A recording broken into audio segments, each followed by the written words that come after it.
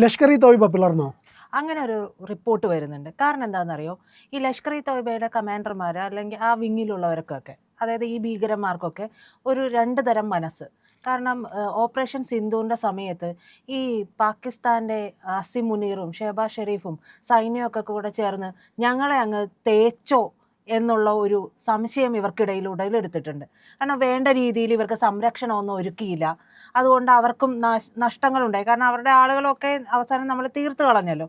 അങ്ങനെ ഒരു ആശങ്ക പങ്കുവയ്ക്കുന്നുണ്ട്. ഇത് ആശങ്ക പങ്കുവച്ചിരിക്കുന്നത് ലഷ്കർ കമാൻഡറായിട്ടുള്ള മുഹമ്മദ് അഷ്ഫാഖ് റാണ എന്ന് പറയുന്ന ഭീകരനാണ്. ആ ഭീകരനാണ് പറയുന്നത്, ഭരണകൂടത്തെ വളരെ നിശ്ചിതമായിട്ട് വിമർശിക്കുകയാണ്. ഇവന്മാരൊന്നും ശരിയല്ല, ഇവന്മാരെല്ലാം ചതിക്കുന്നുണ്ട്, ഇതിൻ്റെ പിന്നിൽ നിന്ന് കളിക്കുന്നുണ്ട്. കൂടാതെ വേറൊരു കാര്യം കൂടി ഇതിൽ ഈ ഭീകരൻ പറയുന്നുണ്ട്. അതായത് ഒരുപാട് പണം കിട്ടുന്നുണ്ട്, ഈ പണമൊന്നും ശരിയായ രീതിയിൽ അങ്ങോട്ട് വിനിയോഗിക്കുന്നില്ല. ഈ വിനിയോഗിക്കുന്നില്ല എന്ന് മാത്രമല്ല, കടം വാങ്ങിയ പൈസ തിരിച്ചു കൊടുക്കാനായിട്ട് ഇവർ ശ്രമിക്കുന്നില്ല. അതുകൊണ്ട് രാജ്യം അടിമുടി അങ്ങ് താഴേക്ക് പോവുകയാണ്. കനത്ത എന്താ പറയുക, കനത്ത പ്രതിസന്ധിയിലേക്ക് പോവുകയാണ് എന്നൊക്കെ പറഞ്ഞുകൊണ്ട് ഇയാളുടെ ഒരു നീണ്ട പ്രസംഗമാണ്. അപ്പം ഇതിനെ തുടർന്നാണ് ഈ ഒരു സംശയം ഉടലെടുത്തിരിക്കുന്നത്. അതായത് ഒരു വിഭാഗം ലഷ്കറിനൊപ്പം, ലഷ്കറിൻ്റെ ഒരു വിഭാഗം എന്ന് പറയുന്നത് പാക് സൈന്യത്തിലും ISIക്കും ഒപ്പം നിൽക്കുന്നുണ്ട്. അവരാണ് ഇവർക്ക് അവർ പരസ്പരം അങ്ങോട്ടും ഇങ്ങോട്ടും ഒക്കെ പരിശീലനം നൽകുകയും ഒക്കെ ചെയ്യുന്ന വാർത്തകൾ നമുക്ക് ഒരുപാട് അറിയാം. ഇവരുടെ വലം കൈ അല്ലെങ്കിൽ ഇടം കൈ എന്നൊക്കെ പറയുന്ന പോലെയാണ് ഈ രണ്ട് കൂട്ടരും ചേർന്നുകൊണ്ട് പ്രവർത്തിക്കുന്നത്. അപ്പോൾ ഈ പ്രവർത്തിച്ചുകൊണ്ടിരിക്കുന്നതിനിടയിൽ എന്തിനാണ് ഒരു ലഷ്കർ കമാൻഡർ അല്ലെങ്കിൽ ലഷ്കർ ഭീകരൻ ഇത്തരത്തിൽ ഭരണകൂടത്തെ അല്ലെങ്കിൽ ഷെഹബാസ് ഷെരീഫിനെ, അസിം മുനീറിനെയൊക്കെ പേരെടുത്ത് വിമർശിച്ചുകൊണ്ട് ഇത്തരത്തിലൊരു വീഡിയോ ചെയ്തിരിക്കുന്നത്? അതൊരു പിളർപ്പിന്റെ ലക്ഷണമല്ലേ എന്ന് ചോദിക്കുന്നുണ്ട്. ഈ പറയുന്ന കാര്യങ്ങളെല്ലാം പറയുന്നത് രഹസ്യാന്വേഷണ ഏജൻസികൾക്ക് കിട്ടിയിട്ടുള്ള വിവരങ്ങളെ തുടർന്നാണ്. അപ്പോൾ പാകിസ്ഥാൻ ഇത്തരത്തിലൊരു പിളർപ്പിലേക്ക് ഈ ലഷ്കർ പോവുകയാണെങ്കിൽ പാകിസ്ഥാൻ അതൊരു വലിയ പ്രശ്നമായി തീരാനുള്ള സാഹചര്യം ഉണ്ടാകും. ഇതിനിടയിൽ തന്നെ നമുക്കറിയാം, ഈ താലിബാനുമായിട്ടും അഫ്ഗാനിലെ താലിബാനായിട്ടും ബലൂച്ച് മേഖലയിലുമൊക്കെ പാക് സൈന്യം വലിയ രീതിയിൽ ആക്രമണം നടത്തുന്നുണ്ട്. തിരിച്ച് അവരും ആക്രമിക്കുന്നുണ്ട്. പക്ഷേ ഈ ആക്രമിക്കുന്ന സമയത്ത്, അതായത് താലിബാൻ, തെഹ്രീക്കെ താലിബാൻ പാകിസ്ഥാൻ, ബലൂച്ച് നാഷണലിസ്റ്റ് ആർമി എന്നിവയ്ക്കെതിരെ ലഷ്കറുമായിട്ട് ഇടപെടാനായിട്ട് ഈ സൈന്യം ആലോചിക്കുകയും ചെയ്യുന്നുണ്ട്. അപ്പോൾ ഇവർ ചോദിക്കുന്നത്, അല്ലടോവേ, ഇത് നമ്മുടെ തന്നെ ടീമല്ലേ, നമുക്കെതിരെ തന്നെ അടിച്ചു തീർക്കണേ എന്തിനാ? നമുക്ക് അടിക്കേണ്ടത് മറ്റവന്മാരെയാണല്ലോ. ഇവന്മാരെ തീർക്കേണ്ടതിന് പകരം എന്തിനാണ് ഇവരെ തീർക്കാൻ നമ്മൾ കൂട്ടുനിൽക്കുന്നത് എന്നുള്ളൊരു തോന്നൽ ഈ ഭീകരന്മാരുടെ ഉള്ളിലേക്ക് കടന്നു വരുന്നു. കാരണം അവിടെ ഈ ബലൂച്ച് മേഖലയിലൊക്കെ ചൈനയ്ക്ക് വേണ്ടിയിട്ടുള്ള കൂടുതൽ സ്വാധീനം നിറവേറ്റി കൊടുക്കുന്ന ഒരു സാഹചര്യം ഈ പറയുന്ന അസിം മുനീറും ഷെഹബാസ് ഷെരീഫും ഒക്കെ ചേർന്നുകൊണ്ട് ചെയ്തു കൊടുക്കുന്നുണ്ട്. ഇവന്മാർക്ക് പണം മാത്രം മതി, നമുക്കിട്ട് അവസാനം പണി കിട്ടും എന്നുള്ളൊരു ഭീതി അവിടെ ഉടലെടുക്കുന്നത് കൊണ്ടായിരിക്കാം ഒരുപക്ഷെ ഇത്തരത്തിലുള്ള ചിന്തയൊക്കെ. സാധാരണ അങ്ങനെയല്ലല്ലോ. ഇവർ ISIയും പാക് സൈന്യവും ലഷ്കറും ഒരുമിച്ച് ചേർന്ന് കൊണ്ടിട്ടാണ്, അല്ലെങ്കിൽ മറ്റ് ഭീകര സംഘടനകളൊക്കെ ഒരുമിച്ച് ഒരു കയ്യും മെയ്യും എന്ന് പറയുന്നത് പോലെ പ്രവർത്തിച്ചിട്ടാണ് നമുക്ക് നേരെയും ബാക്കിയുള്ളവർക്ക് നേരെയും ഒക്കെ പ്രവർത്തിക്കുന്നത്, പ്രത്യേകിച്ച് നമുക്ക് നേരെ. അപ്പൊ അങ്ങനെ പ്രവർത്തിക്കുന്ന ആളുകൾക്കിടയിലേക്ക് ചൈനയ്ക്ക് വേണ്ടി മാത്രം ഇങ്ങനെ ഒറ്റ കൊടുക്കാൻ നിൽക്കുന്ന സമയത്ത് ഇവന്മാർക്കൊപ്പം ഞങ്ങൾ ചേരേണ്ട ആവശ്യം എന്താണ്? നമ്മുടെ ലക്ഷ്യം ഇതല്ല. ഈ ലക്ഷ്യത്തിലേക്ക് പോകാനായിട്ട് ഈ വഴി പോകേണ്ട ആവശ്യമില്ലല്ലോ.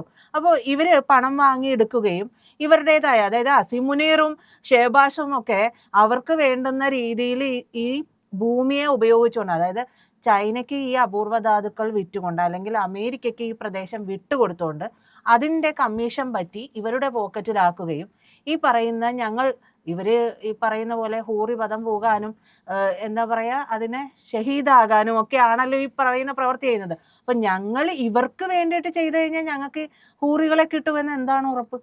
ആ ഒരു ഉറപ്പ് ഒരാശങ്കയായി. ആ ആശങ്ക വരുമ്പോഴാണ് ഇവർ ഇത്തരത്തിൽ ചിന്തിക്കാൻ തുടങ്ങുന്നത്. അങ്ങനെ ബലൂജിലെ അപൂർവ ധാതുക്കളുടെ പേരിലുമൊക്കെ ഇവരുടെ ഇടയിൽ വലിയ രീതിയിൽ സ്പ്ലിറ്റ് ഉണ്ടാവുകയാണ്. അപ്പോൾ പാക് സൈന്യത്തിനെതിരെ ഈ പറയുന്ന TTPയും BLAയും ഒക്കെ ശക്തമായി പോരാടുന്നുണ്ട്. അപ്പോൾ ഇവരെ നേരിടാൻ വേണ്ടിയിട്ട് ഇസ്ലാമിക് സ്റ്റേറ്റ് ഖുറൈസൻ പ്രവിശ്യയെ കൊണ്ടുവന്ന് ലഷ്കറുമായിട്ട് സഖ്യമുണ്ടാക്കാനായിട്ടും പാക് സൈന്യം തീരുമാനിക്കുന്നുണ്ട്. ഫലത്തിൽ ഈ പറയുന്ന ലഷ്കറിൽ ഇതിൽ രണ്ട് തട്ടിലായി.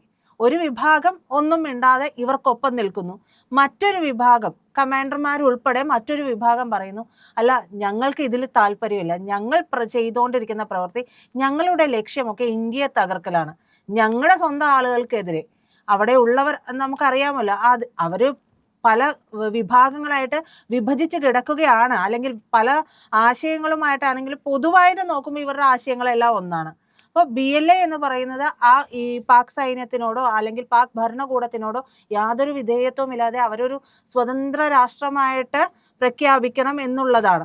ആ പ്രഖ്യാപിക്കണം എന്ന് പറയുന്നത് അവരുടെ ആ ഭൂമിയിലുള്ള അപൂർവ ധാതുക്കളെ കണ്ടുകൊണ്ടാണ്. അപ്പോൾ ഈ പറയുന്ന ആളുകളാണെങ്കിൽ പോലും, അതായത് ബലൂച്ച് മേഖലയിലുള്ളവർ പോലും ഞങ്ങളുടേതാണ് എന്നുള്ള ഒരു തോന്നൽ ഈ ഭീകരന്മാർക്കുണ്ടാകുന്നു. ഞങ്ങളുടെ പ്രാണൻ നഷ്ടം ചെയ്ത് ഇത്തരത്തിൽ ഉള്ള ഏർപ്പാടുകളിലേക്ക് പോകണ്ട എന്നുള്ള കാര്യങ്ങളിലൊക്കെ വലിയ പ്രശ്നങ്ങൾ വരുന്നു. അപ്പോൾ ചൈനീസ് താല്പര്യങ്ങളൊക്കെ സംരക്ഷിക്കാൻ വേണ്ടി സ്വന്തം ജനതയുമായിട്ട് പോരാടുന്നത് എന്തിന് എന്നുള്ള ചോദ്യം അവിടെ വരുന്നുണ്ട്.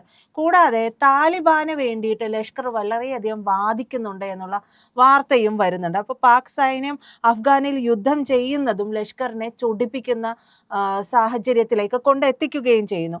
ഈ ഇടയായിട്ട് ഹാഫിസ് സയ്യിദിനെ പുറത്ത് കാണുന്നില്ല എന്നുള്ളൊരു വാർത്തയുണ്ട്. ഹാഫിസ് സയ്യിദിന്റെ കാര്യമായിട്ട് പ്രവർത്തനങ്ങളിലൊന്നും വരുന്നില്ല. അത് ഈ പിളർപ്പ് ഇതിനിടയിൽ വന്നതുകൊണ്ടാണ് ലഷ്കറിനിടയിലും ലഷ്കറിന്റെ ഈ പിളർപ്പ് പാക് സൈന്യവുമായിട്ട് പാക് മേധാവിത്വവുമായിട്ട് പിളർപ്പ് വന്നതുകൊണ്ടാണ് എന്നുള്ള ഒരു, നമ്മൾ പറയില്ല, ഒരു നീരസം വന്നു കഴിഞ്ഞ് നമ്മൾ പൊതുവായിട്ട് ആ ഭാഗത്തേക്ക് പോകാറില്ല, അങ്ങനെയാണ് എന്നുകൂടി പറയുന്നുണ്ട്. ഇതിന് പ്രധാനമായിട്ട് ഒരു കാരണമായത് ഓപ്പറേഷൻ സിന്ദൂറാണ്. ഓപ്പറേഷൻ സിന്ദൂറിൽ ലഷ്കറിൻ്റെയും ബാക്കി ഭീകര സംഘടനകളിലേക്ക് ക്യാമ്പുകളൊക്കെ അടിച്ച് നമ്മൾ തകർത്തു 4 ദിവസം കൊണ്ട്. ഇത് ഇവർ പ്രതീക്ഷിച്ചില്ല. കാരണം ഈ ചൈനയാണെങ്കിലും കൊടുത്ത സാധനങ്ങളൊന്നും നമുക്കെതിരെ പ്രയോഗിച്ചെങ്കിലും അതൊന്നും അങ്ങോട്ടേക്ക് ഏറ്റില്ല. അപ്പൊ ഇവന്മാർ എന്ത് സാധനമാണ് തന്നത്? ഇവന്മാര് ഡൂക്ലി സാധനം കൊടുത്തുകൊണ്ട് പാകിസ്ഥാന് കൊടുത്തുകൊണ്ട് ഇവർക്കിടയിലുള്ള ഒരു കച്ചവടം നടത്തുക എന്നല്ലാതെ ഞങ്ങളെ ബലിയാടാക്കുന്ന രീതിയിലേക്ക് ഇവന്മാർ മാറുന്നുണ്ടോ എന്നുള്ള ഒരു ആശങ്ക വലിയ രീതിയിൽ വരുന്നുണ്ട്. ഇപ്പോൾ ഇന്റലിജൻസ് വിഭാഗം പറയുന്നത് ഇത്തരത്തിലൊരു പിളർപ്പ്, ഈ പറയുന്ന പിളർപ്പ് ഈ ലഷ്കർ-ഇ തൊയ്ബയിൽ ഉണ്ടായിട്ടുണ്ട് എന്നുണ്ടെങ്കിൽ സ്വാഭാവികമായും നമ്മൾ അടിച്ചു തകർത്തത് ലഷ്കർ താവളങ്ങൾ മാത്രമല്ല, ബാക്കി ഭീകര സംഘടനകളുടെ താവളങ്ങൾ നമ്മൾ അടിച്ചു തകർത്തിട്ടുണ്ട്. അങ്ങനെയാണെങ്കിൽ ജെയ്ഷെ മുഹമ്മദ് ആയാലും ഇത്തരത്തിലൊരു സ്പ്ലിറ്റിലേക്ക് പോകാനുള്ള സാധ്യതയുണ്ട്. അങ്ങനെയാണെങ്കിൽ നമുക്ക് കുറച്ചുകൂടെ കാര്യങ്ങൾ എളുപ്പമായി ഇവന്മാരെ തമ്മിൽ തല്ലി ചത്തോളും. അങ്ങനെ നമുക്ക് കൂടുതൽ പണിയെടുക്കേണ്ട കാര്യം വരുന്നില്ല എന്നുള്ളതാണ്. അപ്പോൾ അത്തരത്തിലുള്ള കാര്യങ്ങളൊക്കെ ഉണ്ടാകുമോ എന്നുള്ളത് നമ്മൾ സാഗൂതം നിരീക്ഷിച്ചു കൊണ്ടിരിക്കുന്നുണ്ട്. എന്തായാലും നമ്മുടെ സൈന്യം ഈ കഴിഞ്ഞ ദിവസമൊക്കെ ഭീകര താവളങ്ങളൊക്കെ അടിച്ചു തകർക്കുന്നു, ഓപ്പറേഷൻ ട്രാഷി എന്ന് പറഞ്ഞുകൊണ്ട് ഭീകര താവളങ്ങളൊക്കെ അടിച്ചു തകർക്കുന്ന ഒരു വാർത്ത വന്നിരുന്നു. ഇതിനിടയിൽ നമ്മൾ ഇന്നലെ ഒരു വാർത്ത ചെയ്തിരുന്നു, വാട്ടർ ഫോഴ്സ് രൂപീകരിക്കുകയാണ് ലഷ്കർ എന്ന് പറഞ്ഞുകൊണ്ട്. അപ്പോൾ ഈ പിളർപ്പിനിടയിലും ഇവരുടെ പ്രവർത്തനങ്ങളൊക്കെ അതുപോലെ നടക്കുന്നുണ്ട്. പക്ഷെ ഒരു വിഭാഗം ഇതിലേക്ക് കാര്യമായിട്ട് ഇടപെടുന്നില്ല എന്നുള്ളതാണ്. ഈ പിളർപ്പുണ്ട് എന്നാൽ അതവിടെ നിന്നോട്ടെ, ഞങ്ങൾക്ക് സുഖമാണല്ലോ, അത് അവരടിച്ചോളും എന്ന് നമ്മൾ മുമ്പ് പറഞ്ഞതുപോലെ അങ്ങനെ കണ്ണും കെട്ടി നമുക്ക് നോക്കി നിൽക്കാനും സാധിക്കില്ല. കാരണം ഒരു വിഭാഗം എപ്പോഴും പ്രവർത്തിച്ചു കൊണ്ടേയിരിക്കുന്നുണ്ട്. അവർ അവരുടെ പ്രവർത്തനങ്ങളിൽ നിന്ന് മാറുന്നില്ല. ആശയപരമായിട്ടും ഈ പാക് സൈന്യമായിട്ടും ഈ പറയുന്ന ഭരണകൂടമായിട്ടും വലിയ പ്രശ്നങ്ങളിൽ ഏർപ്പെടുന്നുണ്ട്. എന്നാൽ അവരുടെ കാര്യങ്ങളെല്ലാം അവർ നടത്തുകയും, അതായത് അവരുടെ ഭീകര പ്രവർത്തനങ്ങൾ ഇന്ത്യക്കെതിരെ നടത്തുകയും ചെയ്യുന്നുണ്ട്. അത് നമ്മളെ സംബന്ധിച്ച് വലിയൊരു ആശങ്ക എന്ന് പറയാൻ പറ്റില്ല. നമ്മൾ അടിച്ച് പപ്പടമാക്കി കൈ കൊടുക്കും എന്നുള്ളത് ഇവർക്കറിയാം.